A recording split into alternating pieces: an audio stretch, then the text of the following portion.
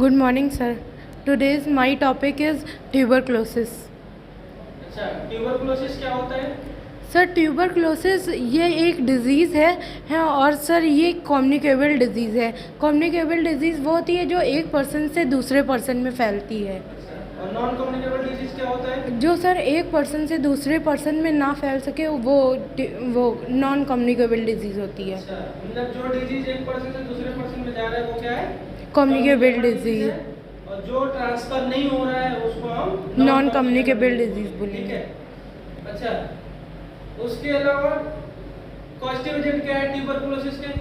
Mycobacterium tuberculosis causative agent है tuberculosis का। अच्छा, ठीक है। मोड ऑफ ट्रांसमिशन आपने लिखा है, मतलब ये कैसे ट्रांसमिट होता है one person to another person में? सर जैसे कि जो पॉजिटिव पर्सन होता है ट्यूबरकुलोसिस के उसके पास रहने में, जैसे कि उसका जूठा पानी पी लेने से, या जैसे उसके पास हैं तो एयरबॉर्न डिजीज़ ड्रॉपलेट की वजह से या उसके स्पूटम की वजह से फैल सकता है। ओके, ठीक है। साइन एंड सिम्टम्स क्या क्या होते हैं, इसके लक्षण क्या क्या दिखते हैं? सर इसके लक्षण बुखार आता है सर, टायर्डनेस हो जाती है, लॉस ऑफ एपेटाइट होता है, टायर्डनेस मतलब क्या होता है? सर थकावट हो जाती है, अच्छा, भूख नहीं लगती है सर, अच्छा, और ब्लड की कमी हो जाती है, कफिन खांसी आती है बहुत लंबे टाइम तक की, अच्छा, और सर सोने के टाइम पे पसीना निकलता है। अच्छा, ट्यूबरकुलोसिस का मेन अगर बोला जाए कॉमन सिम्टम्स क्या है जिससे आप पता कर पाओ कि हाँ वाकई में ट्यूबरकुलोसिस है?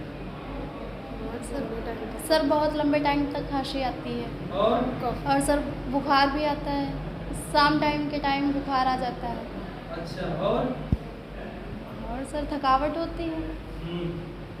ठीक है। इसमें इन्वेस्टिगेशन क्या क्या करते हैं? अगर हम ट्यूबरकुलोसिस का जांच कराना हो, जैसे इन्वेस्टिगेशन कराना हो, तो कैसे पता करेंगे? कौन सा टेस्ट कराएंगे तो पता चलेगा कि ट्यूबरकुलोसिस उनको है? सर इसमें जो है ना स्पुटम एग्जामिनेशन करते हैं और चेस्ट एक्सरे करते हैं और सर मेंटल टेस्ट करते हैं। अच्छा, चेस्ट एक्सरे स्पुटम टेस्ट करने से हमें पता चल जाता है कि हमें ट्यूबरकुलोसिस हुआ है या नहीं हुआ है। ठीक है। और इसको प्रिवेंशन कैसे करेंगे? प्रिवेंट अगर जैसे बात की जाए प्रिवेंशन और कंट्रोल की, तो कैसे करेंगे? सर इसमें सबसे पहले तो इसमें वैक्सीन लगती है BCG, और सर NTP होता है, नेशनल ट्यूबरकुलोसिस प्रोग्राम, और DTP होता है, डिस्ट्रिक्ट ट्यूबरकुलोसिस प्रोग्राम, और गुड सोशल होता है इसमें। Good social condition? Yes sir, good social condition. तो NTP के थ्रू हम क्या लोगों को कैसे जागरूक करते हैं? जो नेशनल ट्यूबरकुलोसिस प्रोग्राम चलाया जाता है, इसमें कैसे लोगों को जागरूक करोगे? सर उसमें सर हम लोग बताएंगे सबको, मतलब कि जैसे अगर साइन ऑफ सिम्टम्स देखेंगे कि अगर किसी के नहीं, जो DTP है जो नेशनल लेवल पे है, जो डिस्ट्रिक्ट लेवल पे है, इसमें डिफरेंस क्या है?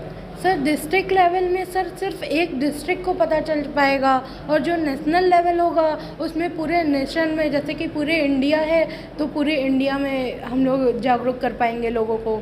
जैसे आप मान लीजिए श्री कृष्णा कॉलेज में है सीतापुर में, ठीक है, तो आप एक पर्टिकुलर यहाँ के डिस्ट्रिक्ट क्या है?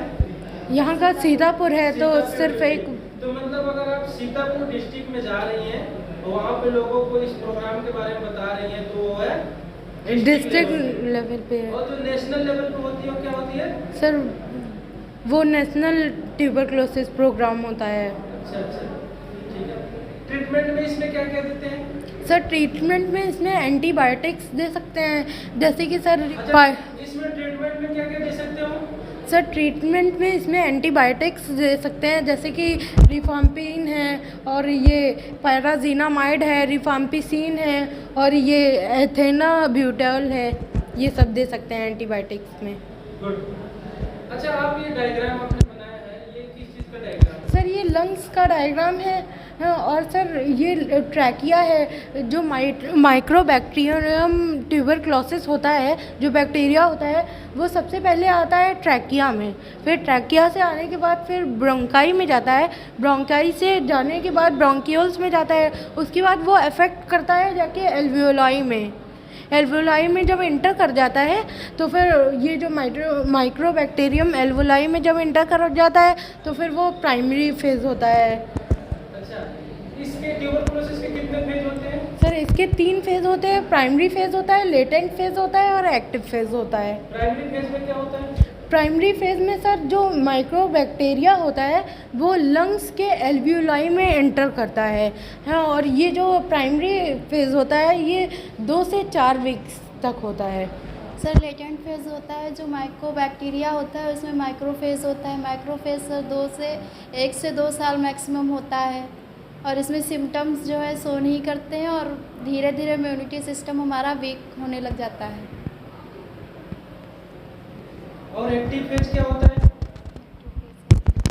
सर एक्टिव फेज़ जो होता है उसमें सर जब जो लेटेंट फेज़ में माइक्रोफेज़ में बैक्टीरिया चली गई थी, एंटर हो गई थी, उसके बाद जो एक्टिव फेज़ है जिसकी वजह से वो धीरे धीरे इम्यूनिटी को वीक करता जाता है एक्टिव फेज़ में, जिसकी वजह से जो माइक्रोबैक्टीरियम होता है वो माइक्रोफेज़ से बाहर आ जाते हैं। बाहर आने के बाद ये बहुत ज़्यादा मतलब कि पूरे लंग्स को अफेक्ट कर देते हैं और कुछ वाइटल ऑर्गन्स होते हैं उनको भी अफेक्ट कर सकते हैं, जैसे कि सर इंटेस्टाइन है, ब्रेन है, बोन्स है, जॉइंट्स है, लिम्फ ग्लैंड है, स्किन है और ETC और भी जो और वाइटल ऑर्गन्स होते हैं उसमें इंटर कर सकता है। वाइटल ऑर्गन्स को एक्टिव फेज में ये डिफेक्ट करने लगता है। Yes sir.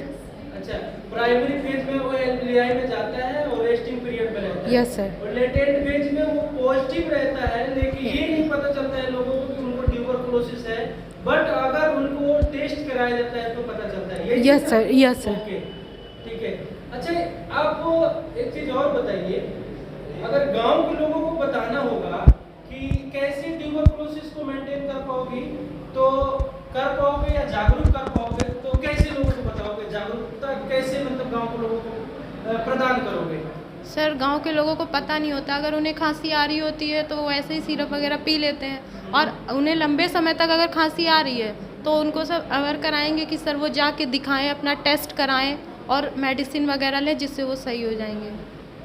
अच्छा, और क्या कर सकते हो गांव के लोगों को, और क्या बता सकते हो जो गांव के लोग जो अनपढ़ हैं, जो बूढ़े लोग हैं, जिनको ये नहीं पता है कि ये सिम्टम होना चाहिए तो हमें डॉक्टर, फिजिशियन, सर्जन के पास जाना चाहिए? सर सिम्टम्स जैसे कि सर बहुत ज़्यादा लंबे समय से कफ आ रहा हो या फीवर आ रहा हो बहुत लंबे टाइम से, तो फिर हम लोग उनको ये बता सकते हैं कि वो जाएं किसी अच्छे डॉक्टर को दिखाएं, हाँ, और अपने टेस्ट करवाएं जिसकी वजह से उन्हें पता चले कि उनको कहीं ट्यूबरकुलोसिस है या नहीं।